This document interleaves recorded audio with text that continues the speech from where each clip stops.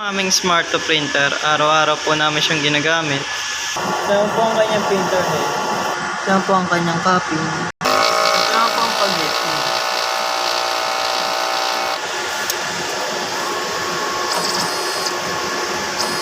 Ito po ang aming nozzle check. Ito po ang aming waste tank. Kapapalit lang po kanina. Aming ground wire, ABR. Ito po yung aming ABR clamp. Ang ink level ng ink system namin ay tama lang. Ito po ang aming ink tank.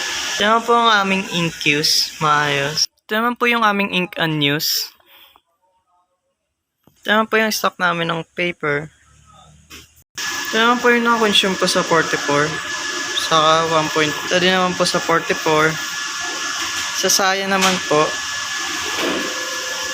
magenta, yellow, black.